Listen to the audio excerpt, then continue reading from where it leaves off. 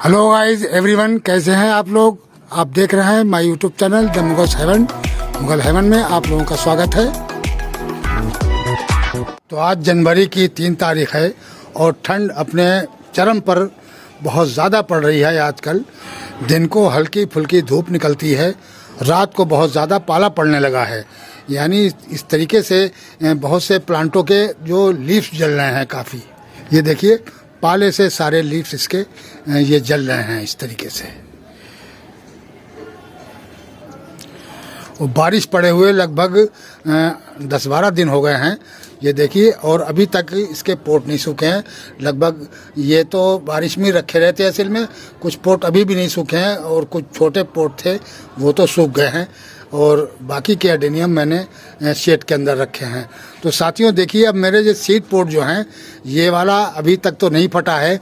इसकी मुझे ये उम्मीद थी कि ये बहुत जल्दी ही फट जाएगा, क्योंकि ये लाल बिल्कुल हो चुका है और इसकी ये बीच की जो लाइन है, ये देखिए ये लाइन भी बन चुकी है, लेकिन ये रुक गया है। अब मुझे उम्मीद थी कि अगर ये दिसंबर में पक जाएगा तो बहुत दिक्कत करेगा, हमारे सीड जो हैं वो बेकार हो जाएंगे। लेकिन साथियों अब जनवरी की आज 3 तारीख है और ये अभी तक नहीं फटा है। और अब अगर ये कभी भी फट जाएगा तो कोई फ़र्क नहीं पड़ता है, क्योंकि सीड जो है वो 20 दिन रख भी सकते हैं। 20 दिन रखने के बाद में भी सीड ग्रो कर सकते हैं, बहुत अच्छे ग्रो होते हैं। तो जब तक ये अगर इस महीने में फट जाता है तो सही है, नहीं तो फरवरी में अगर ये फटेगा तो फिर तो बहुत ही ज़बरदस्त किस्म के इसके अंदर से सीड निकलेंगे और ये ग्रो भी बहुत अच्छे होंगे। इसके जो प्लांट होंगे वो ही बहुत हेल्दी प्लांट होंगे और ये प्लांट जो है वो हमारे अगली बरसात के बाद में यानी 7-8 महीने बाद फ्लावरिंग करने लगेंगे। तो ये सीड पोट तो बिल्कुल तैयार है पकने के लिए। और ये दूसरा जो हमारा है ये अभी हरा है, यानी इसको अभी थोड़ा टाइम लगेगा, ये जाके मार्च में पकेगा जाके, यानी फरवरी को भी निकाल देगा ये और मार्च में जाके ये सीड पोट पकेगा। तो उस टाइम पर मार्च के अंदर जो सीड पोट ग्रो करे जाते हैं तो वो भी बरसात के बाद फ्लावरिंग करने लगते हैं। तो ये 1 साल के अच्छे खासे कोडेस, इस तरीके के कोडेस हो जाते हैं। देखिए इस तरीके के कोडेस हो जाते हैं और इनके अंदर देखिए ये भी मेरा इसी तरीके का प्लांट था, तो इसके अंदर बड्स आ रहे हैं और इसके अंदर सर्दियों में दिसंबर में भी एक फूल खिला था और देखिए अभी भी कलियां इसमें आ रही हैं। ये 2 फूल जो हैं वो खिलने वाले हैं, 1 आध दिन में ये फूल खिल जाएंगे। ठंड ना इतनी होती तो ये अब तक खिल गए होते, लेकिन ठंड की वजह से बहुत स्लो ये ग्रोथ करते हैं प्लांट, इस वजह से ये थोड़ा टाइम ले रहे हैं फूल खिलने में। नहीं तो ये जनवरी में भी फूल खिलेंगे इसके, और ये जनवरी में ही खिलेगा, अभी बहुत जल्दी खिलने वाला है। ये 1 आध दिन लगेगा और बिल्कुल तैयार है खिलने के लिए, क्योंकि रात को इसको हम शेड के अंदर रख देते हैं, रात का पाला इसके ऊपर नहीं पड़ने देते हैं। अगर इस पर रात का पाला पड़ जाएगा, ओस पड़ जाएगी, तो ये फिर नहीं खिलेगा और ये काला होके गिर जाएगा ये। लेकिन रात को मैं शेड के अंदर रख देता हूँ, इस वजह से इसमें फ्लावरिंग हो रही है, यानी ये फूल खिल जाएगा। देसी है इसलिए खिल जाएगा, अगर हाइब्रिड का होता तो ये खिलता नहीं, इसके बस थोड़ी बहुत पत्ते बाहर को निकलते। कुछ प्लांट हमारे पास हैं ऐसे, ये देखिए हाइब्रिड के, ये फुल तरीके से नहीं खिलेंगे और खिलेंगे भी नहीं ये, क्योंकि ये भी शेड के अंदर रखे हुए हैं। तो यहाँ इसको काफ़ी हीट मिल रही है, गर्म थोड़ा वातावरण मिल रहा है, इस वजह से ये फुल तरीके से तो ये भी नहीं खिलेंगे, क्योंकि रात को अच्छी खासी ठंड पड़ जाती है। देखिए दोनों इन बर्ड्स को तो मैं समझ रहा था कि ये गिर जाएंगे, लेकिन ये तो फ्लावरिंग करने लगे हैं और अगर और थोड़ी सी इनको हम धूप में रख दिया करें तो हो सकता है कि ये फूल भी हमारे दोनों खिल जाएंगे। लेकिन हम रोज़ाना इनको नहीं उठा पा रहे हैं, वो छोटा एक प्लांटर है तो उसको तो उठा के रख देते हैं, और ये हमारे थोड़े बड़े प्लांटर हैं तो इस वजह से इनको हम नहीं रख रहे हैं और रेक भी हमारा सारा भर चुका है। तो साथियों इस तरीके से ये सर्दियों में भी खिल सकते हैं, अगर इनको अच्छा हीट वाली जगह मिल जाए, यानी थोड़ी गर्म जगह मिल जाएगी तो इस टाइम पर भी ये फ्लावरिंग अच्छी खासी करेंगे। तो साथियों इनको पानी दिए हुए मुझे काफ़ी दिन हो गए हैं। मुझे इनमें पानी देना था 1 तारीख को, लेकिन 1 जनवरी को हम पानी नहीं दे पाए हैं। तो आज 3 जनवरी हो गई है और मैं इनको आज पानी दूंगा, क्योंकि काफ़ी दिन हो गए हैं इनको बिल्कुल पानी नहीं दिया है। और थोड़ा थोड़ा पानी इनके अंदर हर हर में डालना चाहिए, क्योंकि हमारे प्लांटों में अभी लीव्स भी मौजूद हैं। सारे प्लांटों में जो हमने प्रून कर दिए हैं, तो हल्का फुल्का पानी उनको भी देना है, क्योंकि काफ़ी दिन तक अगर हम पानी नहीं देंगे तो ये हमारे प्लांट जो हैं वो कोडेक्स इनके शिलिंग होने लगेंगे। और इस वजह से हमें हल्का हल्का पानी इनमें ज़रूर देना पड़ेगा, क्योंकि लीव्स मौजूद हैं जिन प्लांटों में, उनको तो पानी चाहिए होता है। नहीं तो ये कोडेक्स जो है ये पिलपिला हो जाता है, ये अपने कोडेक्स का पानी पीने लगता है। इस वजह से हमें इनको पानी देना ज़रूरी होता है, चाहे 15 दिन के अंतराल दें। तो 15 दिन तो करीब हो चुके हैं, पहली तारीख को ही 15 दिन हो गए थे, लेकिन अब मुझे इसको आज 3 तारीख में आज इसको पानी हल्का हल्का दे देंगे। लेकिन उनको ही देंगे जो हमारे शेड के अंदर रखे हुए हैं, और जो हमारे बाहर रखे हुए हैं उनको हम पानी बिल्कुल नहीं देंगे, क्योंकि उनको बारिश का पानी अच्छा खासा मिल गया है और उनके पॉट जो हैं वो अभी तक गीले हैं, बिल्कुल सूख नहीं रहे हैं वो। तो जब वो सूख जाएंगे तब देखा जाएगा। जब तक तो हमारी ख्याल गर्म वातावरण आ जाएगा, क्योंकि ज़्यादा से ज़्यादा 20-25 दिन के अंदर ही मौसम चेंज होने लगेगा और हल्की धूप के अंदर गर्मी पैदा हो जाएगी। तो इस तरीके से हर कोई कर भी नहीं पाता है कि रोज़ाना आप शेड के अंदर रखें और रोज़ाना इसको धूप के अंदर रखें। जब धूप निकलती है तो मैं इस प्लांट को धूप के अंदर रख देता हूं, और वरना ये रात को हम शेड के अंदर रख देते हैं, क्योंकि छोटा प्लांट है असल में, और इसके लीव्स वगैरह भी नहीं गिरे हैं, डोरमेंसी में से हो गया नहीं है। कुछ ही प्लांट हमारे ऐसे हैं, एक आधी जो डोरमेंसी में गए हैं, बाकी के देखिए सब में लीव्स वगैरह आ रहे हैं, अच्छा खासा प्लांट चल रहे हैं हमारे, ग्रोथ कर रहे हैं। क्योंकि इनको हम रात को, अब ये देखिए इसके अंदर एक भी लीव्स नहीं है, ये डोरमेंसी में गया हुआ है।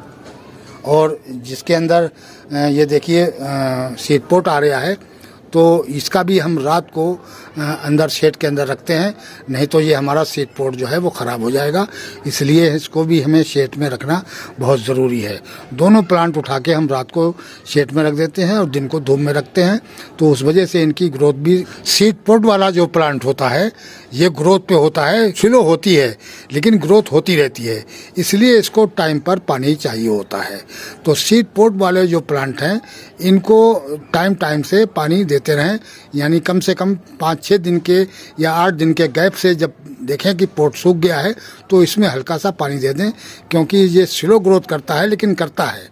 तो क्योंकि इसको भोजन अगर नहीं मिलेगा तो सीड खराब हो जाएंगे हमारे। तो सीड पोट वाला जो प्लांट है तो इसको खाना भी चाहिए और पानी भी चाहिए टाइम पर, क्योंकि ये ग्रोथ करता रहता है, स्लो ग्रोथ करता है लेकिन करता रहता है। इसलिए ऐसे प्लांटों को जिसके अंदर सीड पोट आ रहा हो, नहीं तो आपके जो सीड पोट हैं वो ख़राब हो जाएंगे। उनको अगर सही टाइम पर खाना और पानी नहीं मिलेगा तो सीड जो है वो हेल्दी नहीं होंगे, काफ़ी मरे मरे से सीड रहेंगे। इस वजह से ऐसे प्लांटों को आप शेड के अंदर रखें और प्लस इसके अंदर टाइम टाइम से पानी भी देते रहें। जब इसके पोट सूख जाए तब आप इसके अंदर हल्का सा पानी वगैरह दे दें और थोड़ा सा लिक्विड फर्टिलाइज़र भी उसके अंदर मिला लें। और लिक्विड फर्टिलाइज़र जब भी मिलाएं तो उसके अंदर फंगिसाइड ज़रूर मिला लें। तो फंगिसाइड के साथ में आप इस प्लांटों को अंदर पानी दे दें। और इन प्लांटों को हम बिल्कुल नहीं देंगे जो हमारे बाहर रखे रहे, जो बारिश में देखिए अभी तक ये सूखे नहीं हैं गमले, इनके काफ़ी दिन हो गए हैं और लेकिन अभी तक ये गमले सूखे नहीं हैं। तो ये गमले सारे गीले हैं, इसकी कोई वो नहीं है। और ये इस प्लांट को जो हमने ग्राफ्ट किया है तो इसको अभी पानी हमने बिल्कुल नहीं देना है। और इसको जब तक इसके अंदर से फुटाव नहीं ले लेगा तब तक इसके अंदर हम पानी नहीं डालेंगे। ये हमारी जो ग्राफ्टिंग है वो बिल्कुल सक्सेसफुल है, कामयाब हो गई है, लेकिन हम इसके अंदर पानी वगैरह बिल्कुल नहीं देंगे, इस टाइम पर भी नहीं देंगे और जब तक इसका फुटाव नहीं हो जाएगा। हो सकता है कि फरवरी के साइड में जाके ही ये फुटाव हमारा प्लांट लेगा। अब ये इधर हमारी कटिंग रखी हुई है और ये कटिंग भी हमने बारिश में ही रखी रही, ये बाहर ही रखे हुए हैं सारे प्लांट जब से ही। तो देखिए इनके भी अभी तक ये पोट जो है गीले पड़े हुए हैं, बिल्कुल ये पोट सूखे नहीं हैं और धूप कम से कम निकल रही है। तो 5-6 दिन से तो अच्छी खासी धूप निकल रही है, उसके बावजूद ये प्लांट सूखे नहीं हैं। ये सारी कटिंग रखी हुई है हमारी। और ये देखिए डोरमेंसी में भी नहीं प्लांट गए हैं, यानी बाहर रखे हुए हैं और डोरमेंसी में नहीं गए हैं। और देखिए सारे लीव्स इसके अंदर मौजूद हैं और वर्ड्स भी आ रहे हैं। ये देखिए ये फ्लावरिंग करेंगे प्लांट, ये प्लांट फ्लावरिंग करेंगे और इसी महीने में करेंगे। देखिए अभी तक बेहतरीन ये खिलने वाले हैं 2-4 दिन में। ये हमारी ब्रांचें हैं देखिए, तो इन ब्रांचों के अंदर अभी भी वर्ड्स आ रहे हैं और लीव्स भी मौजूद हैं। तो इस तरीके से, लेकिन इनके पोट जो है अभी गीले हैं अंदर से।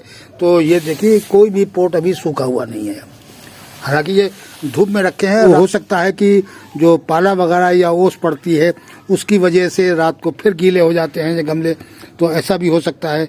तो चलते हैं साथियों, अब हम जो हमारे शेड के अंदर प्लांट रखे हैं उनको हम पानी दे देते हैं।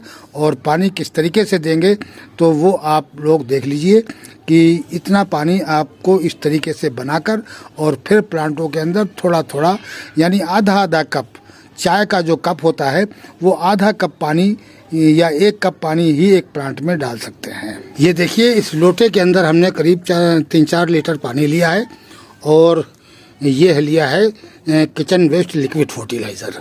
तो इस किचन वेस्ट लिक्विड फर्टिलाइज़र में हम हल्का सा फंगिसाइड मिलाएंगे।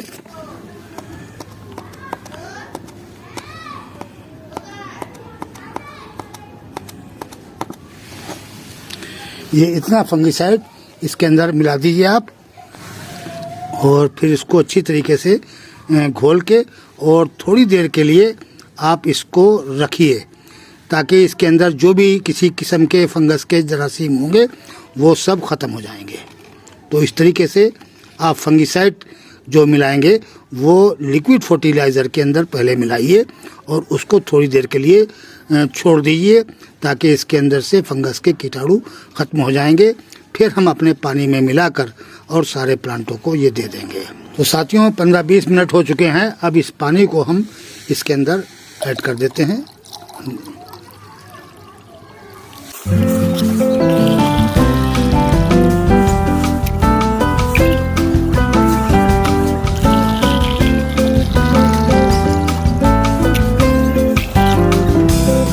अब ये पानी प्लांटों में डालने के लिए तैयार है।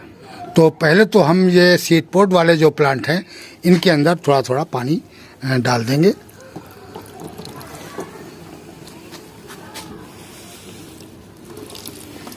बस हल्का सा पानी देना है।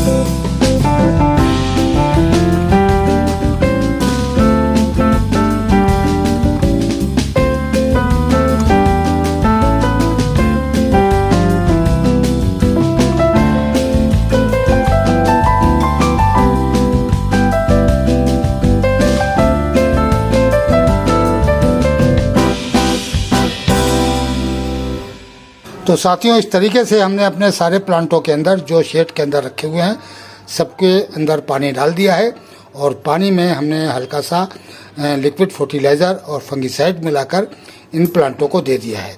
तो इस तरीके से अगर हम इसको देते रहेंगे पानी 15 दिन के अंतराल, तो कोई हर्जा नहीं है। अब ये पानी इसका लगभग आखिरी पानी है और ये पानी अब हम इसको बिल्कुल नहीं देंगे। अब हम जब तक इसके अंदर से फुटाव शुरू नहीं हो जाएगा, टेम्परेचर 20-22 डिग्री हो जाएगा और जब इसके अंदर से स्पोर्ट निकलने लगेंगे तब इसके अंदर पानी की आवश्यकता पड़ेगी। जब तक इसको किसी किस्म का पानी नहीं देना है। मुश्किल से हमारे ख्याल ज़्यादा से ज़्यादा 25 दिन अब लगेंगे। 25 दिन के बाद बहुत बेहतरीन किस्म की एडेनियम ग्रोथ करने लगेगा। उस पीरियड में आप एडेनियम के अंदर सारे काम करिए। जिन्होंने रिपोर्टिंग करनी है वो रिपोर्ट कर दें, जिन्होंने प्रूनिंग करनी है प्रून कर दें। इस पीरियड के अंदर फर्टिलाइज़र वगैरह भी दिया जाता है। तो सबसे पहले फर्टिलाइज़र साथियों NPK 19-19 का अगर देंगे तो उसमें तीनों चीज़ें मिल जाएंगे, क्योंकि आगे आने वाला टाइम फ्लावरिंग का है। तो अगर आप NPK 19-19 देंगे तो उससे क्या होगा कि ग्रोथ भी एडेनियम लेगा और रूट भी अच्छे चलेंगे, यानी फास्फोरस भी होता है उसके अंदर, ग्रोथ के लिए नाइट्रोजन भी होता है और फ्लावरिंग के लिए पोटाशियम भी होता है। तो इस तरीके से NPK से शुरू करेंगे, उसके बाद में आगे चल के फिर जिस तरीके से जिस टाइम पर जो फर्टिलाइज़र देना होगा उसी टाइम पर आपको हम वीडियो बनाकर और दिखाएंगे। तो साथियों, आज के वीडियो में इतना ही। मिलते हैं अगले वीडियो में नए टॉपिक और नए कंटेंट के साथ। अगर हमारा वीडियो अच्छा लगे तो प्लीज़ लाइक कीजिए, शेयर कीजिए और सब्सक्राइब कीजिए। शुक्रिया, धन्यवाद।